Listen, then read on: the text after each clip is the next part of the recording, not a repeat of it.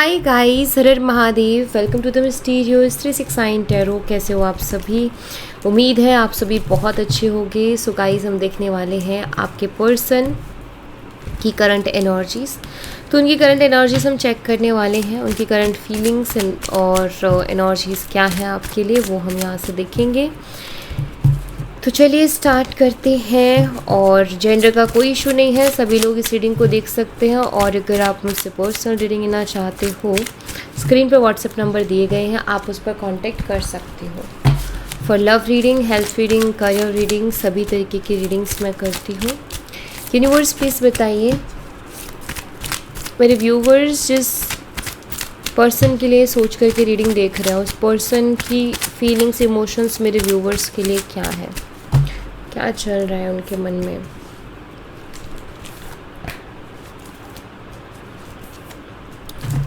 S of pentacle, 2 of pentacle, 8 of cups, 3 of wands, page of cups, king of wands, 2 of wands, death and king of swords.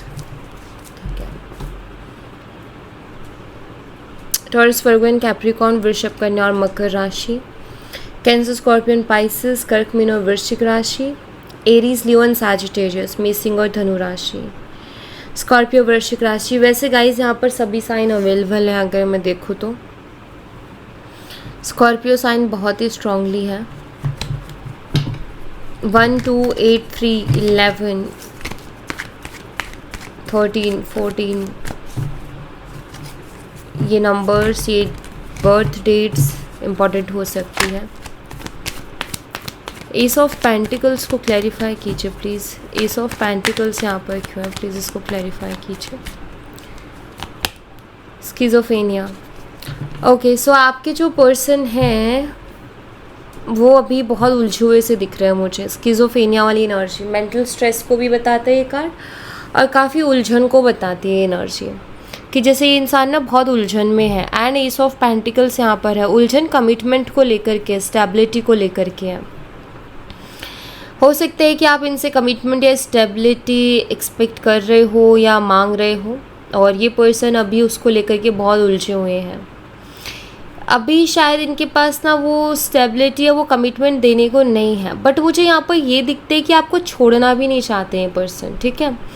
आपसे दूर भी नहीं जाना चाहते हैं, क्योंकि आप कुछ तो खास हो उनके लिए, या कोई ना कोई वैल्यू आप उनकी लाइफ में डेफिनेटली ऐड कर रहे हो। तो यहाँ पर दिखाई देते हैं, क्योंकि यहाँ पर एक्सपीरियंसिंग की भी एनर्जी है। तो यहाँ पर ये ज़रूर शो होता है कि इस इंसान का एक्सपीरियंस इनसे ये कहता है कि जो सिक्योरिटी या जो स्टेबिलिटी आपके साथ उनको मिलेगी ना लाइफ में, मे बी उनको कहीं और किसी और के साथ नहीं मिलेगी। दैट्स वाई ये पर्सन आपको खोना नहीं चाहते हैं, आपसे दूर नहीं जाना चाहते हैं, लेकिन अभी कमिटमेंट भी नहीं दे पा रहे हैं, बिकॉज स्किज़ोफ्रेनिया है। फंसे हुए से दिखते हैं, अटके हुए से दिखाई देते हैं। इसको डेफिनेटली हम क्लैरिफाई करेंगे कि ये किस चीज़ में उलझे हुए हैं, जिसकी वजह से ये आपको कमिटमेंट नहीं दे पा रहे हैं।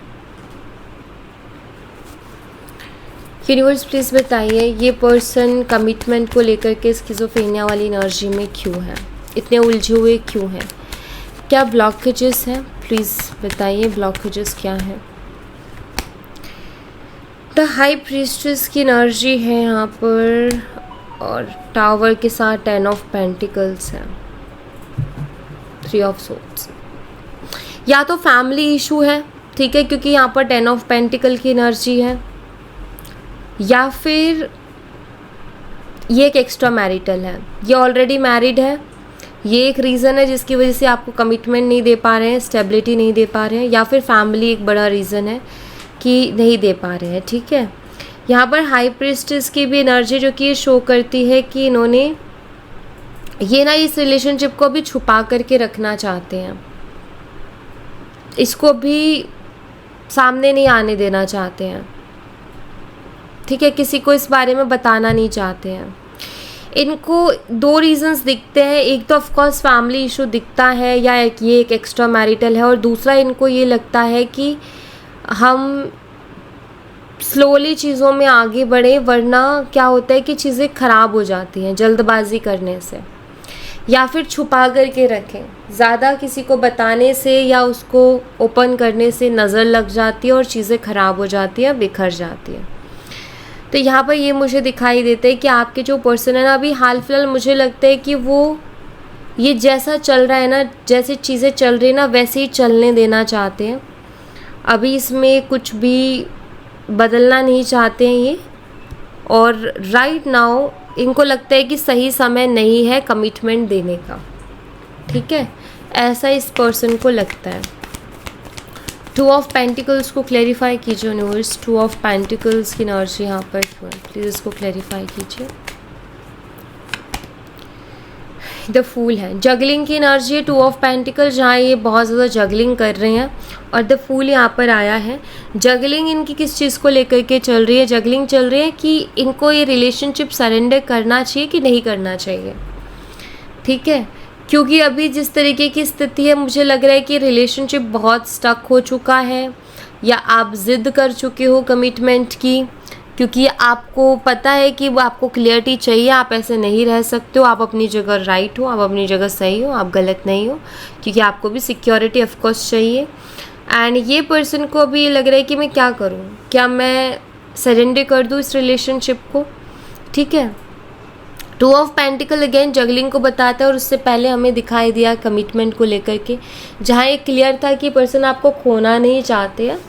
तो यहाँ पर मुझे लगता है कि फैमिली और आप में भी कहीं ना कहीं पर्सन जगलिंग कर रहे हैं, ठीक है, जगलिंग करते हुए मुझे दिखाई दे रहे हैं। तो यहाँ आप ये कह सकते हो कि किस दुविधा या किस कश्मकश में है ये पर्सन। वो इस कश्मकश में है कि उनको एक्शन लेना चाहिए इस कनेक्शन में, कोशिश करनी चाहिए चीज़ों को बेटर करने की, या फिर सरेंडर कर देना चाहिए। बिकॉज द फूल में एक सरेंडर एनर्जी भी है और न्यू बिगनिंग की एनर्जीज भी है, कि एक बार कोशिश करनी चाहिए चीज़ों को बेटर करने की, या फिर सरेंडर कर दो, छोड़ दो ऊपर वाले के हाथों में, जो भी होगा देखा जाएगा, ठीक है। तो इस चीज़ को लेकर के इस वक्त बहुत ज़्यादा जगलिंग करते हुए मुझे पर्सन दिख रहे हैं, डिसाइड नहीं कर पा रहे हैं कि मुझे क्या करना चाहिए, कोई एक डिसीज़न ये इस चीज़ को लेकर के ले नहीं पा रहे हैं। एट ऑफ कप्स को क्लैरिफाई कीजिए यूनिवर्स। एट ऑफ कप्स यहाँ पर क्यों है? फाइटिंग की एनर्जी है, ठीक है। हो सकता है आप दोनों के बीच में किसी तरीके का आर्ग्यूमेंट हुआ हो, आप दोनों के बीच में इश्यूज़ हुए और उसके बाद में आप लोग सेपरेट हो गए। सेपरेशन से पहले हो सकता है बहुत से मनमुटाव आप दोनों के बीच में हुए हो। सेपरेशन से पहले बहुत लड़ाई की है या बहुत झगड़ा किया है किसी बात को लेकर के, और उसके बाद में जो है सेपरेशन हो गया, ठीक है। अभी इस वक्त तो मुझे ये भी दिख रहा है कि अपने इमोशंस से भी लड़ रहे हैं, बिकॉज एट ऑफ कप्स है जो कि बता रहा है कि आप दोनों के बीच में दूरियां आ गई हैं और आप लोगों की बातचीत अभी अच्छे टर्म्स में नहीं है या अच्छी तरीके से नहीं हो रही हैं। तो ये पर्सन अभी मुझे अपने इमोशन से लड़ते हुए भी दिखाई दे रहे हैं। कभी कभी इंसान इमोशन से लड़ता है ना, ऐसा लग रहा है कि जैसे वो आपके बिना रह नहीं पा रहे, उनका भी मन कर रहा है कि वो लौट करके वापस से आ जाए आपकी लाइफ में, या आपसे वापस से बात कर लें, चीज़ें बेहतर कर लें आपके साथ। तो यहाँ पर जगलिंग है। तो ये दोनों एनर्जीज़ क्या शो करती हैं कि वही उनके मन में, उनके इमोशंस में कहीं ना कहीं जंग छिड़ी हुई है दिल और दिमाग में, कि जहाँ दिल कहता है कि इनको आपके पास वापस आ जाना चाहिए और दिमाग कहता है कि अभी थोड़ा और सोच लो कि जाना चाहिए या फिर सरेंडर कर देना चाहिए। तो ये मुझे यहाँ पर दिख रहा है। लेकिन एक चीज़ बहुत क्लियर है कि ये भी बहुत परेशान दिख रहे हैं, डिसअपॉइंटेड दिख रहे हैं, और इनकी भी लाइफ में जितना खास आपके साथ रिश्ता था उतना खास और लोगों के साथ रिश्ता नहीं है। रिश्ते तो बहुत है लेकिन उतना खास नहीं है, तो आपकी कमी भी महसूस होती है और आपकी याद भी आती है। तो सब चीज़ें हो रही हैं, लेकिन यहाँ पर क्या चल रही है? जगलिंग चल रही है। थ्री ऑफ वॉन्ड्स को क्लैरिफाई कीजिए। थ्री ऑफ वॉन्ड्स यहाँ पर क्यों है? प्लीज़ इसको क्लैरिफाई कीजिए। पॉलिटिक्स की एनर्जी है, success, moment to moment. Politics energy को क्लैरिफाई कीजिए यूनिवर्स।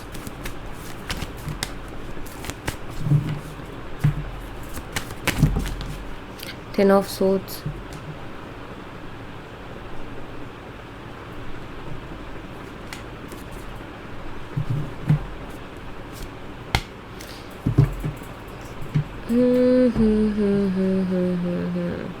ठीक है। अगर एक एक्स्ट्रा मैरिटल है ना, तो मुझे यहाँ पर ऐसा दिख रहा है कि लाइक हो सकता है आपके पर्सन आपको ये बोलते हो कि ये अपनी लाइफ में खुश नहीं है, या जिस पर्सन के साथ है उसके साथ ये खुश नहीं है। बहुत बार ये बोलते हैं कि इनको वहाँ से निकलना है, या बहुत सारी चीज़ें हैं। तो मुझे दिखता है कि निकलना तो चाहते हैं, लेकिन इनको ये चीज़ पता है कि ये एकदम से नहीं निकल सकते हैं वहाँ से, ठीक है। इनको धीरे धीरे निकलना पड़ेगा। पॉलिटिक्स की एनर्जी है। जो भी थर्ड पर्सन है, एक्स्ट्रा मैरिटल वालों के लिए है ये मैसेज सिर्फ और सिर्फ।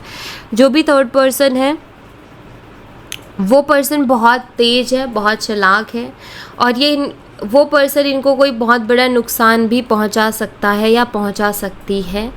दैट्स वाई ये एकदम से नहीं निकल सकते हैं। इनका ये है कि इनको धीरे धीरे वहाँ से निकलना पड़ेगा, या उस रिश्ते से धीरे धीरे निकलना पड़ेगा, टाइम लेकर के। एकदम से नहीं निकल सकते हैं, तो इनको उस चीज़ के लिए टाइम लगेगा, ओके। और ये उसके बारे में बहुत सोचते हैं, क्योंकि मुझे यहाँ पर दिख रहा है कि ये किसी चीज़ से बाहर निकलना चाहते हैं, किसी तरीके की पॉलिटिक्स से बाहर निकलना चाहते हैं। जैसे एक समझ में आ जाता है ना कि यार ये कनेक्शन वर्थ ही नहीं है, या इस कनेक्शन में मुझे कुछ भी अच्छा नहीं मिल रहा है।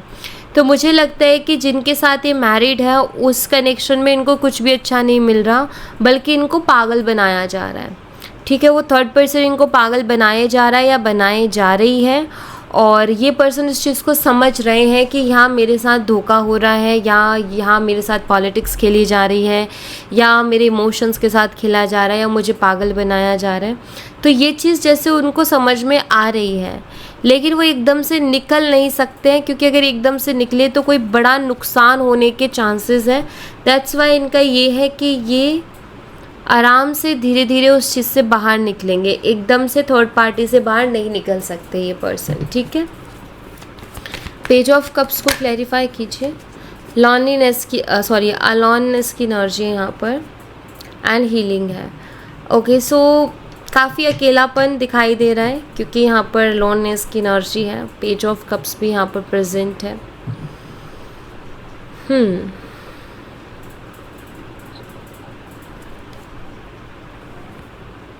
आइसोलेशन, यही एनर्जी निकल के आ रही है बार बार।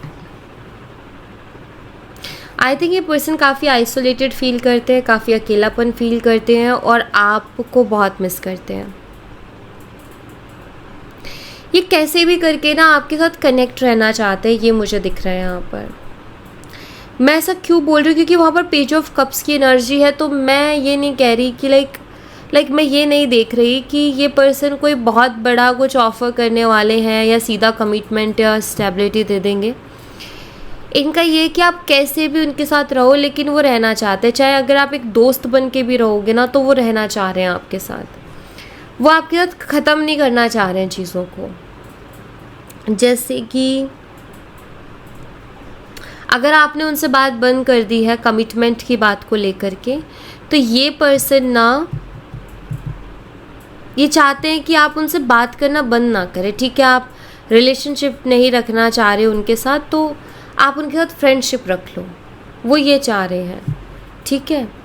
और उनको लगता है कि अगर बिल्कुल ही नो कांटेक्ट हो गया तो चीज़ें बेटर होना मुश्किल हो जाएगा, बट अगर हम फ्रेंड्स रहे तो भी चीज़ें धीरे धीरे करके हील हो जाएंगी। स्लोइंग डाउन, राइट, धीरे धीरे करके चीज़ें हील हो जाएंगी। तो यहाँ पर ना आपके पर्सन इस वक्त बहुत आइसोलेटेड और बहुत अकेलापन फील कर रहे हो, और उनको आपकी ज़रूरत है।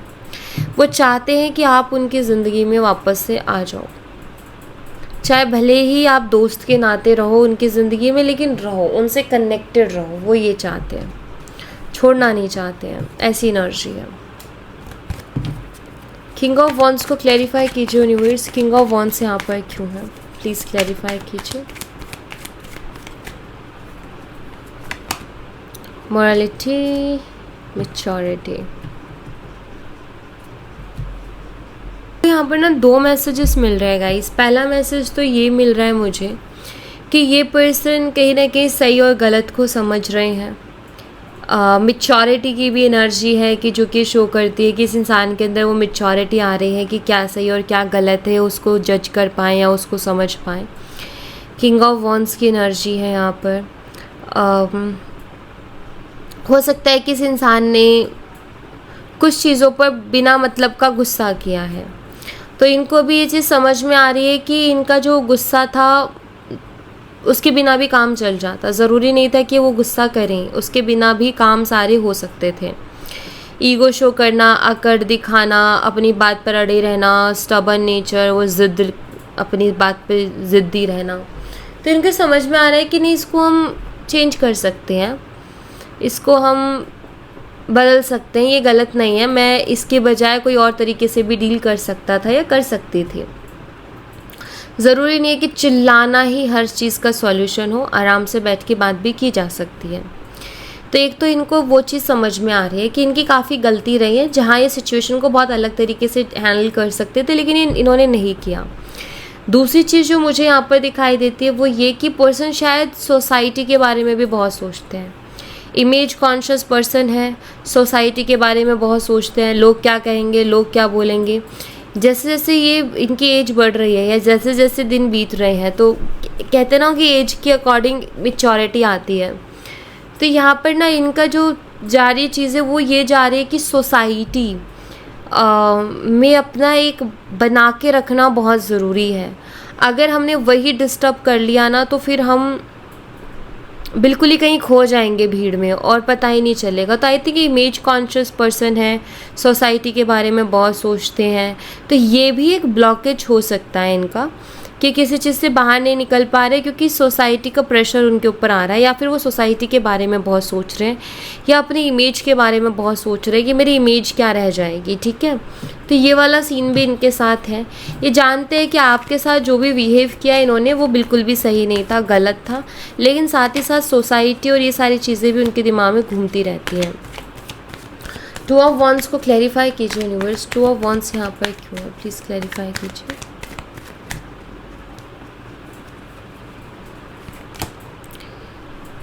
ओके, यहाँ पर कॉम्प्रोमाइज़ की एनर्जी है द बर्डन की एनर्जी के साथ।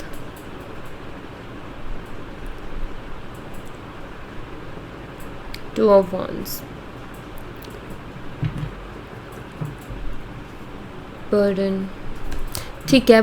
यहाँ पर ना मुझे लगता है कि वो समटाइम्स ऐसा होता है ना, त्याग करने वाले लोग नहीं होते, अरे ठीक है हमने इस चीज़ इनके लिए इसको त्याग दिया या फिर छोड़ो यार जाने दो।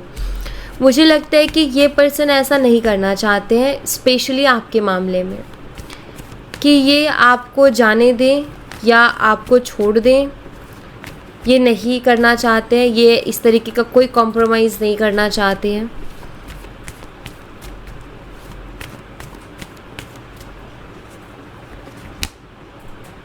यस, अंदर ही अंदर कोई ना कोई चीज़ इनको खाए जा रही हैं। मुझे लगता है कि शायद लाइफ में हमेशा कॉम्प्रोमाइज़ करते आए हैं, कभी फैमिली ने बोला ऐसे नहीं ऐसे तो इन्होंने अपना मन मार दिया और चलो ठीक है फैमिली की खुशी है तो वो कर लेते हैं। तो हमेशा दूसरों की खुशी के लिए करते आए हैं, अपने मन का कभी किया ही नहीं। अब अगेन यहाँ पर वही सिचुएशन आ गई है कि चाहे वो सोसाइटी बोल लो, चाहे वो फैमिली प्रेशर बोल लो, जो भी बोलो, लेकिन अगेन वही सिचुएशन आ गई कि आपसे ये प्यार करते हैं, आपकी तरफ अट्रैक्टेड है। अब अगेन वही चीज़ आ गई कि यहाँ पर फिर इनको कॉम्प्रोमाइज़ करने के लिए बोला जा रहा है कि आप फिर से कॉम्प्रोमाइज़ कीजिए, आप अपने पसंद की चीज़ों को छोड़ दीजिए, जिनसे आप प्यार करते हो उनको छोड़ दीजिए, उनसे दूर हो जाइए। एक इनडायरेक्टली वो प्रेशर इनके ऊपर आ रहा है। लेकिन इस बार मुझे लग रहा है कि जैसे ये पर्सन ये ठान करके बैठे कि नहीं, इस बार मुझे अपनी पूरा 100 क्या मुझे 200% देना है, लेकिन कॉम्प्रोमाइज़ नहीं करना है, क्योंकि मुझे बहुत ही हैवी फील करते हुए पर्सन दिख रहे हैं।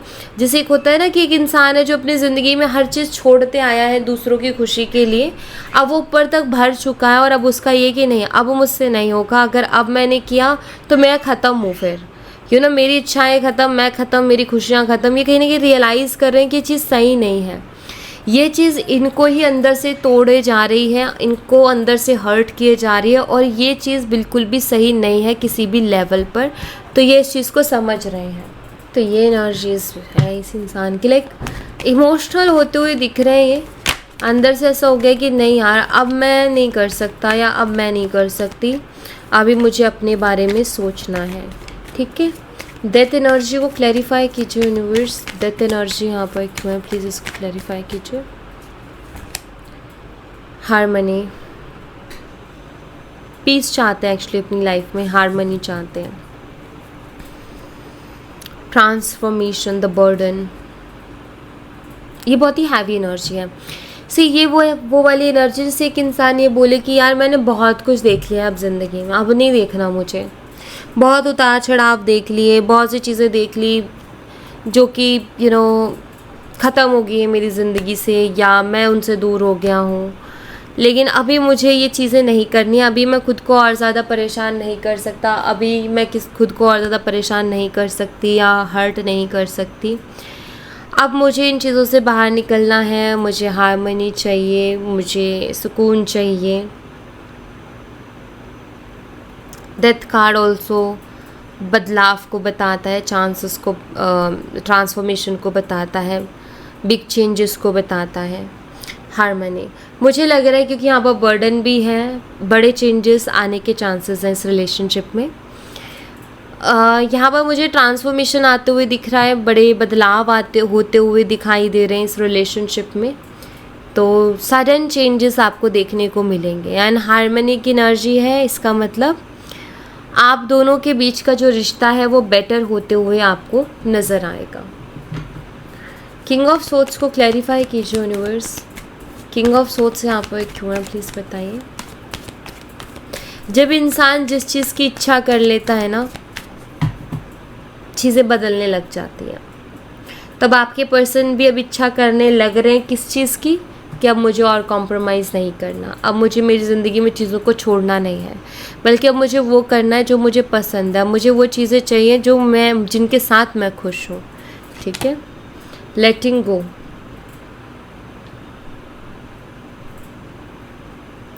कुछ चीज़ें इस इंसान को ना अंदर से परेशान कर रही हैं। कौन सी चीज़ें हैं जो इस इंसान को अंदर से परेशान कर रहे हैं, प्लीज़ बताइए यूनिवर्स। क्या इनको परेशान कर रहा है? द एम्परर, द डेविल, बहुत ज़्यादा कंट्रोल इनको परेशान कर रहा है। देखो इनके ऊपर ना बहुत ज़्यादा कंट्रोल इनको किया जाता है, ये इनको अंदर ही अंदर परेशान कर रहा है बहुत ज़्यादा। ठीक है, तो ये अब उस कंट्रोल से बाहर आना चाहते हैं। यानी कई बार क्या होता है ना कि कुछ चीज़ें ऐसी होती है कि यार अब नहीं, अब मैं इससे ज़्यादा और उसूलों पर नहीं चल सकता या नहीं चल सकती, क्योंकि अब ये उसूल जो है मेरे गले की फांस बन रहे हैं, अब मुझे इन उसूलों से बाहर निकलना, अब इन उसूलों पर मैं नहीं चल सकता। तो ये पर्सन खुद को फ्री करने की कोशिश कर रहे हैं। थोड़ा इनका ईगो इशू भी दिखता है, तो मुझे लग रहा है कि कुछ चीज़ें हैं जो ये पर्सन का ऐसा है कि मुझे ना इनको लेट गो करना पड़ेगा, चाहे वो पॉजिटिवनेस है, चाहे डोमिनेट करना है, इनका खुद का भी नेचर है, क्योंकि इनको ना एक एक्सपीरियंस हो रहा है। इनको एक्सपीरियंस ये हो रहा है कि जब इनको कंट्रोल किया जाता है चीज़ों के लिए तो इनको घुटन होती है, इनको तकलीफ़ होती है। ठीक है, और ये चाहते हैं कि मैं उससे बाहर निकलूं, लेकिन अगर वहीं यही सेम चीज़ वो आपके साथ करें, आपको कंट्रोल कर रहे हैं, ठीक है, या फिर बहुत ज़्यादा पॉसेसिव हो रहे हैं, या बहुत ज़्यादा गुस्सा आपको दिखा रहे हैं, ईगो शो कर रहे हैं, तो डेफिनेटली वो चीज़ें आपको हर्ट करती होंगी, वो चीज़ें आपको अंदर से घुटन देती होंगी। तो ये पर्सन का ये है कि अब मैं चेंज करूँ इन चीज़ों को अपने अंदर, क्योंकि अगर मुझे तकलीफ़ हो रही है तो मैं जिनके साथ ये चीज़ें कर रहा हूँ या कर रही हूँ उनको भी तो परेशानी हो रही होगी ना। तो मैच्योरिटी आ रही है, ये मुझे दिख रहा है कि ये पर्सन अभी पहले से ज़्यादा मैच्योरली सोच रहे हैं। ठीक है, और अच्छा सोच रहे हैं, सही सोच रहे हैं, डायरेक्शन सही जा रही है इनकी सोचने की। ठीक है, तो यहाँ पर इनकी ओवरऑल एनर्जी क्या बताती है कि खुद के अंदर कुछ चेंजेस लाना चाहते हैं, अभी और कॉम्प्रोमाइज़ चाहे फैमिली के लिए हो चाहे सोसाइटी के लिए हो नहीं करना चाहते हैं, और थोड़े से उलझे हुए हैं कि अभी इस वक्त इनको आपके साथ जो रिश्ता है उसको ऊपर वाले के हाथ में छोड़ देना चाहिए या फिर खुद एक्शन लेके कुछ करना चाहिए। इस चीज़ को लेकर के थोड़े से कन्फ्यूज़न में है। कोई ऐसा रिश्ता है जहाँ से निकलना चाह रहे हैं क्योंकि वो इनके लिए बहुत टॉक्सिक हो चुका है। इस वक्त बहुत अकेलापन भी महसूस कर रहे हैं और साथ ही साथ खुद की उन गलतियों को भी देख रहे हैं। समटाइम्स क्या होता है ना कि हम ये कहते हैं कि तुमने मेरे साथ ऐसा बिहेव कर दिया, तुमने मेरे साथ ऐसा बिहेव कर दिया, ये मुझे हर्ट कर गया, बहुत गलत बिहेव किया। लेकिन हम इस चीज़ को देखना भूल जाते हैं कि हमारा बिहेवियर सामने वाले की तरफ कैसा था। तो आई थिंक अभी तक ये यही देख रहे थे कि आपका बिहेवियर, आप कैसे उनके साथ बिहेव कर रहे हो, आप गुस्सा कर रहे हो, आप चिल्ला रहे हो या आपकी शिकायतें ही ख़त्म नहीं होती है।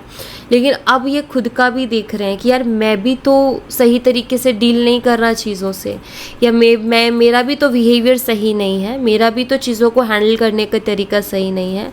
तो मैं उसी के अंदर कमियां निकालूं, उसी को जज करूं या अपने पॉइंट ऑफ व्यू को राइट बताता रहूं या बताती रहूं।